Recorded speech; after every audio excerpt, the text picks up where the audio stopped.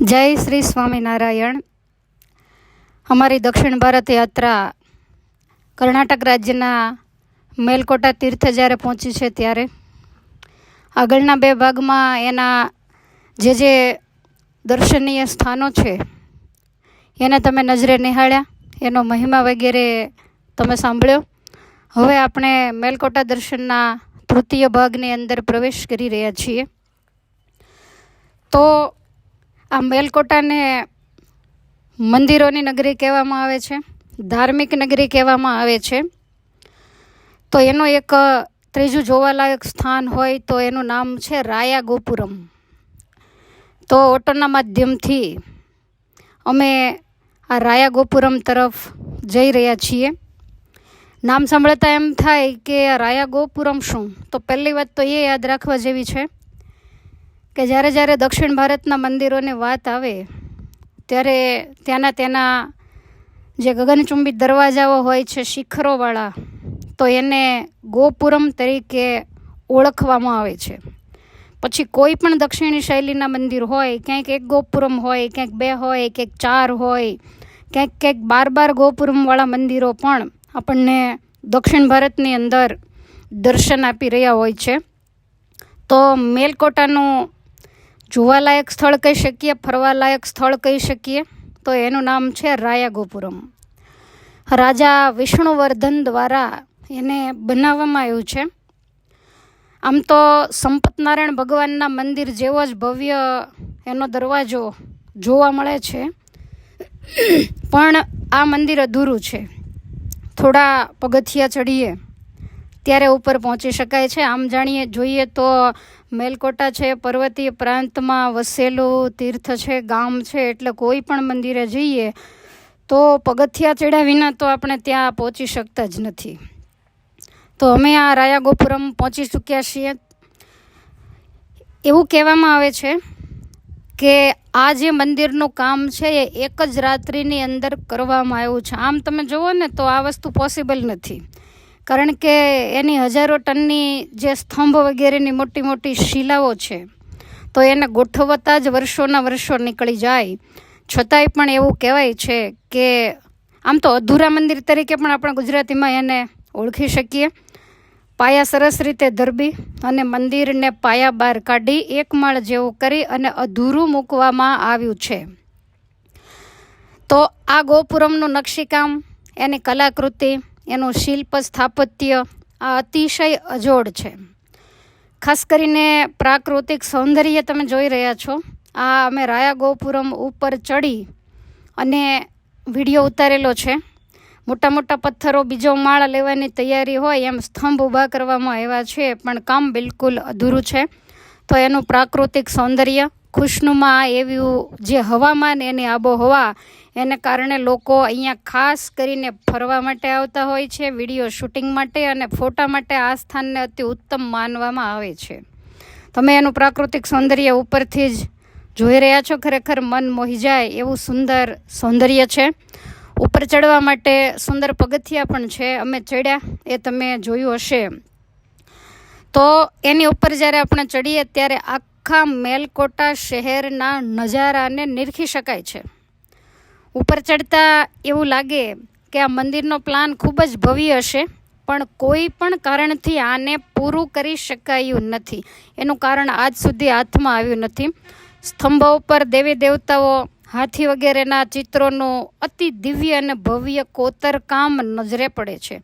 વર્ષોના વાણા વાયા, પણ છતાં એ કોતરકામ એવું ને એવું જ દેખાય છે. બાથમાં પણ ના સામી શકે એવા વિશાળ સ્તંભો તથા એનું જે કોતરણી કામ એ અતિશય અદ્ભુત છે. ક્યાંય પણ હાથી વગેરેના કે દેવદેવીઓના જે ચિત્રો છે તમને ક્યાંય ખંડિત થયેલા પણ જોવા નહીં મળે.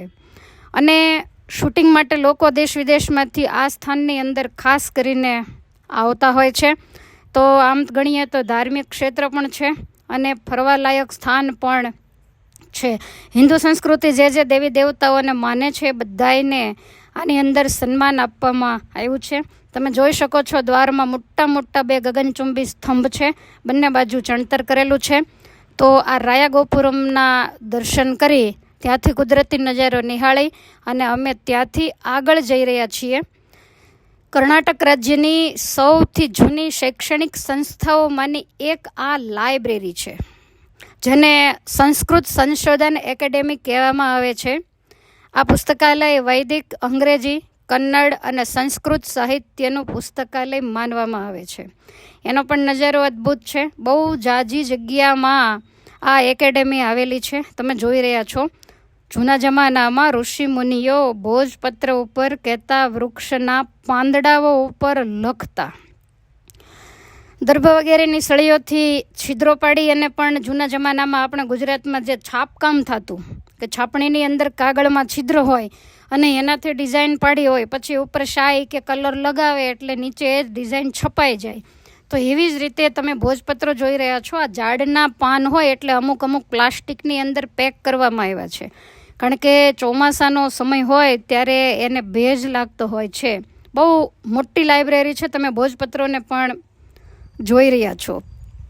તો એના ઉપર અક્ષરો આમ તો લોખંડની પેન જેવું આવે એનાથી પાડવામાં આવે અને ત્યાર પછી એના ઉપર આ કંઈક તેલ વગેરે લગાવે છે, જેથી કરી અને અક્ષરો ઉપસી આવે છે.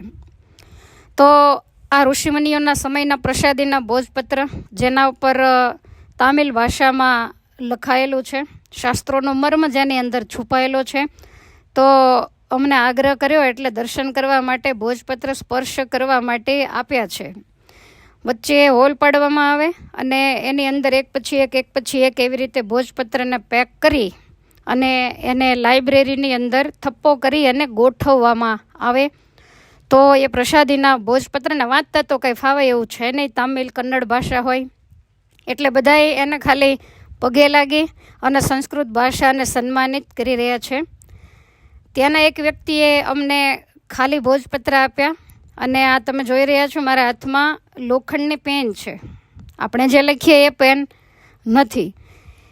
કાષ્ટની અંદર કહેતા પાંદડાની અંદર જરાક આમ ખૂંતી જાય ને અક્ષર પડે ને એવી પેન છે. એટલે એણે અમને લખવા માટે, અમે ચર્ચા કરતા હતા કે કેવી રીતે લખતા હશે, તો એમણે અમને આ પેન લખવા માટે આપી છે અને મને એવું કીધું કે આમાં કાંઈક લખો.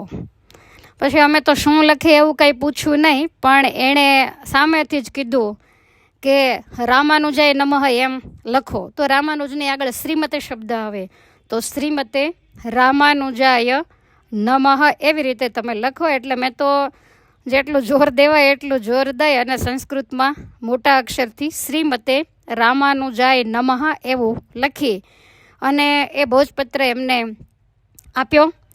તો થોડી જ વાર પછી એના ઉપર જે કેમિકલ કે લગાવવાનું આવશે એ બધું લગાવી અને એ આપણને પાછું આપશે. તમે જોઈ રહ્યા છો આ લાઇબ્રેરીની અંદર એ ભોજપત્રોના થપ્પે થપ્પા લગાવેલા છે. તામિલ ભાષાના, કન્નડ ભાષાના જે વિદ્વાનો હોય તો એ આ જે ભોજપત્ર ઉપર લખેલા જે અક્ષરો હોય એનું સંસ્કૃતની અંદર ટ્રાન્સલેશન કરે. ત્યાર પછી આખા દેશની અંદર લઈ જવા માટે ઇંગ્લિશ અને હિન્દી ભાષામાં પણ ટ્રાન્સલેશન થતું હોય છે. તમે જોઈ રહ્યા છો એ ભોજપત્ર અમને પાછું આપ્યું છે, રામાનુજાએ લખેલું અને અક્ષરને ઉપસાવી આપ્યા છે. બધા એના ફોટા વગેરે પાડી રહ્યા છે અને પછી એમણે ખુશ થઈ અને આ ભોજપત્ર અમને ભેટ આપ્યું છે. એટલે એ ભોજપત્ર અમે સાથે લઈ અને નીકળીએ છીએ. બહુ વિશાળ આ લાઇબ્રેરી છે. તમે જાણો છો કે દક્ષિણની અંદર રંગોળી એનો ખૂબ જ મહિમા છે. તો આ જે લાઇબ્રેરી છે, એકેડેમી છે, એના આંગણામાં સવારનો સમય છે એટલે ત્યાંના જે બહેનો છે એ રંગોળી પૂરી રહ્યા છે. તમને રંગોળી પૂરનારી વ્યક્તિ સામાન્ય લાગે, પણ બધા સંસ્કૃતના પ્રોફેસર બહેનો પણ હોય છે જે બહેનોને સંસ્કૃત ભાષાનો અભ્યાસ કરાવતા હોય છે. તો સરસ મજાનો હાથનો વળાંક આપી અને રંગોળી પૂરી રહ્યા. ઘેર ઘેર રંગોળીઓ પૂરવામાં આવતી હોય છે. તો ત્યાંથી આગળ જે સંસ્કૃત પુસ્તકાલય છે ત્યાં અમે જઈ રહ્યા છીએ, કારણ કે ઘણા બધા પુસ્તકોનો આની અંદર સંગ્રહ કરવામાં આવે છે. હવે બહુ અમારી ભાષા સમજે નહીં એટલે અમે એમને રામાનુજાચાર્યનું જે જીવન કવનથી છલકાતું પુસ્તક છે પ્રપન્નામૃતિ એમની પાસે માગ્યું, તો એમણે અમને આ લાઇબ્રેરી બતાવી. તો એ લાઇબ્રેરીની અંદર અમે જઈ રહ્યા છીએ. ત્યાં વેચવા માટે નહીં પણ વાંચવા માટેના પુસ્તકો હોય છે. એના ઉપરથી પછી છપાવવાના હોય તો પણ એની મૂળ કોપીઓ આની અંદર હોય છે. તો એ લાઇબ્રેરીના અમે દર્શન કરી રહ્યા છીએ. તો એ લાઇબ્રેરીની અંદર વેદ હોય, ઉપનિષદ હોય, ભાગવત વગેરે પુરાણો હોય, કવિ કાલિદાસ હોય તો એના લખાયેલા રઘુવંશમ વગેરે જુદા જુદા ગ્રંથો હોય. ત્યાર પછી ભારવી હોય, ભવભીતિ હોય, ઘણા બધા સંસ્કૃતની અંદર મોટા મોટા વિદ્વાનો કવિઓ થઈ ગયા છે તો એના પુસ્તકો હોય. પછી સિદ્ધાંત કૌમુદી હોય, લઘુ સિદ્ધાંત કૌમુદી હોય કે જે સંસ્કૃત ભાષાનો પાયો માનવામાં આવે છે તો એ બધા ગ્રંથો પણ નજરે પડે છે. વ્યાકરણાચાર્ય એવા મહામુનિ પાણીની તો એમના પણ ઘણા બધા લખેલા વ્યાકરણના ગ્રંથો પણ નજરે પડે છે. આ ઉપરાંત તર્ક હોય, મીમાંસા હોય, ઔષધશાસ્ત્ર હોય અથવા તો હિતોપદેશ જેવી જીવનોપયોગી વાર્તાઓથી ભરેલી ઘણી બધી પુસ્તિકાઓ હોય તો એ પણ નજરે પડે છે. અમે તો ખાલી બધાના નામ વાંચીએ છીએ. ધર્મશાસ્ત્રો હોય, પ્રપન્નામૃત જેવા ગ્રંથો હોય તો એ પણ આપણને નજરે પડે છે. પણ પ્રશ્ન એ છે કે સંસ્કૃત ઇંગ્લિશ હોય અથવા તો સંસ્કૃત કન્નડ હોય. લાઇબ્રેરીની બનાવટ કેટલી સરસ તમે જોઈ રહ્યા છો, કાચની અંદર એક એક બોક્સની અંદર. તો આ રીતે તમામ લાઇબ્રેરીની અંદર રહેલા ધર્મશાસ્ત્રો એના દર્શન કરી અને અમે હવે પાછા વળી રહ્યા છીએ. એકદમ શાંત જેનું વાતાવરણ છે. સંસ્કૃતની અંદર જે શ્લોક હોય એને ઇંગ્લિશ ભાષામાં લખ્યો હોય અને પછી એનું ટ્રાન્સલેશન કહેતા એનો જે અર્થ કર્યો હોય તો એ પણ ઇંગ્લિશ ભાષામાં કર્યો હોય. એવી 2-3 બુક અમને આપવામાં આવેલી, એટલે બહેનો એ બુકને જોઈ રહ્યા છે.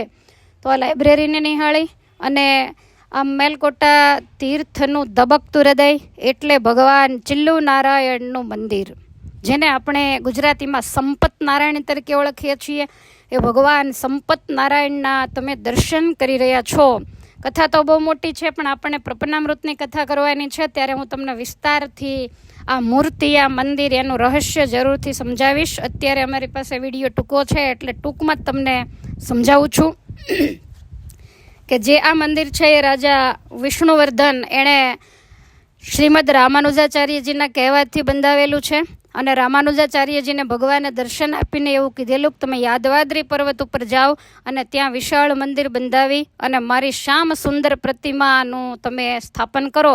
આમ તો ચિલ્લુ નારાયણ એટલે અતિ સુંદર એવું જેનું સ્વરૂપ છે એવા નારાયણ, એવો આનો અર્થ થાય છે. અલગ અલગ પ્રકારના વાઘામાં એમના આપણે દર્શન કરી રહ્યા છીએ. સરસ મજાના સોના ચાંદીના સિંહાસનો છે. વૈભવ પણ સંપત નારાયણ જેવું નામ છે એવા જ એના ગુણ છે.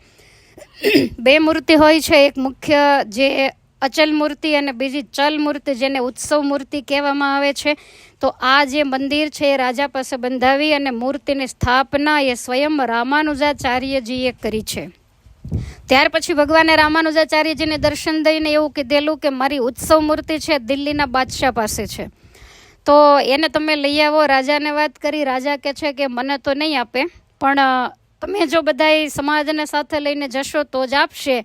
એટલે રામાનુજાચાર્યજી પોતાના સમાજને સાથે લઈ દિલ્હીના બાદશાહ પાસે ગયા, મૂર્તિની માગણી કરી. એની પાસે જેટલી મૂર્તિ હતી એટલી એણે બતાવી પણ એમાંથી એક પણ મૂર્તિ સ્વપ્નમાં દેખાઈ લાગી નહીં. અને છેવટે તપાસ કરતા રાજકુમારી બાળપણથી જે મૂર્તિને પૂજતા એ મૂર્તિ જોઈ ત્યારે રામાનુજાચાર્ય કે જે કહે છે કે આ જ મૂર્તિ મારે લઈ જવાની છે. રાજકુમારીએ અટ લીધી કે મેં બાળપણથી આની સાથે લગ્ન કર્યા છે માટે આને હું સંપત નારાયણ કહું છું, આ જ મારી સંપત્તિ છે માટે હું નહીં લઈ જવા દઉં. છતાંય રાજાનો અને યતિરાજનો આગ્રહ જોઈ અને એ મૂર્તિ આપવામાં આવી ત્યારે રાજકુમારી એની સાથે ગઈ. યતિરાજે એમને બાંહેધરી આપી કે તમારી રાજકન્યાને અમે સાચવશું. પણ એવું કહેવાય છે કે આ મૂર્તિ મેલકોટા પહોંચીને એ જ વખતે એના સ્વરૂપની અંદર રાજકુમારી સમાઈ ગયા. એનું જે પાર્થિવ શરીર છે એની અંદર સમાઈ ગયું, એનો આત્મા ભગવાનની અંદર વિલીન થઈ ગયો. અને એ વખતે રાજાને સમાચાર મળ્યા તો રાજાને એમ થયું કે આ સંપત નારાયણ છે એ ખરેખર મારા જમાઈ કહેવાય અને મારી દીકરી દિવ્ય સ્વરૂપે જ્યારે એની અંદર સમાઈ ગઈ છે તો મારે એને દાયજામાં કંઈક આપવું પડે. તો રાજાએ ઘણી બધી જમીન, ઘણી બધી સોનામોરો અને એક સોનાની પાલખી પોતાની દીકરી અને ભગવાન સંપત નારાયણને ભેટ આપેલી. તમે ફરીવાર આ વિડીયો જ્યારે જોશો અને સંપત નારાયણના દર્શન કરશો ત્યારે એના ચરણાર વિંદની અંદર આજ પણ નાની એવી આ રાજકન્યાની છબીના તમને દર્શન થશે. વાદળી કલરનો વસ્ત્ર એને પહેરાવેલું છે. અત્યારે તમે જે દર્શન કર્યા એ તો રામાનુજાચાર્યજીને પ્રતિમાના દર્શન કર્યા. તો આવી રીતે રામાનુજાચાર્યજીએ આ મૂર્તિની અહીંયા સ્થાપના કરેલી, મંદિર બંધાવેલું, 12 વર્ષ સુધી રહેલા. તમે દર્શન કરી રહ્યા છો બોરડીના. તો આ જે બોરડી છે, જેમ બોરડી કહેતા બદ્રી, તો જેમ આપણે ઉત્તર ભારતમાં બદ્રીનાથ ધામ કહેવાય, એમ દક્ષિણ ભારતનું બદ્રીનાથ ધામ એટલે મેલકોટા. તો આ બદ્રીના પણ તમને દર્શન થઈ રહ્યા છે. એની નીચે એક મંદિર છે જેને બદ્રી મઠ તરીકે ઓળખવામાં આવે છે. તો આપણું જે મૂળ બદ્રીનારાયણ છે એ ઉત્તર બદ્રી, અને અત્યારે જે તમે દર્શન કરી રહ્યા છો તો એને દક્ષિણ બદ્રી કહેવામાં આવે છે. તમે મંદિરની કલાકૃતિ નિહાળી રહ્યા છો. સરસ મજાનો મોટો ભગવાન નારાયણનું મંદિર છે, એટલે ગરુડ સ્તંભ એ પણ તમને દેખાઈ રહ્યો છે. બદ્રીની બાજુમાં જ એક મઠ છે, જે મઠ બંધ હતો. અત્યારે તમે આ ગરુડ સ્તંભના દર્શન કરી રહ્યા છો. સુવર્ણનો પણ છે અને જૂનો પાક્કા પથ્થરથી બનેલો એ પણ ગરુડ સ્તંભ છે. ભગવાન ગરુડજી પરમાત્માની સામે બે હાથ જોડીને ઊભા છે. અહીંયા બંદરોની વસ્તી પણ વધારે છે, એટલે જ્યાં ને ત્યાં તમને એ બંદરો પણ દેખાઈ રહ્યા છે. તો આ સરસ મજાનું બોરડીનું બહુ જૂનું પુરાણું વૃક્ષ છે એવું માનવામાં આવે છે. અને એની અંદર આ લક્ષ્મીનારાયણની મૂર્તિ છે. લક્ષ્મીજીને એની ભાષામાં કંઈક બીજું કહે છે, પણ આપણે એને લક્ષ્મીજી કહીએ છીએ. તો આ સંપત નારાયણના મંદિરની કથાની સાથે અત્યારનો આજનો જે વિડીયો છે એને હું પૂર્ણ કરું છું. જય સ્વામિનારાયણ.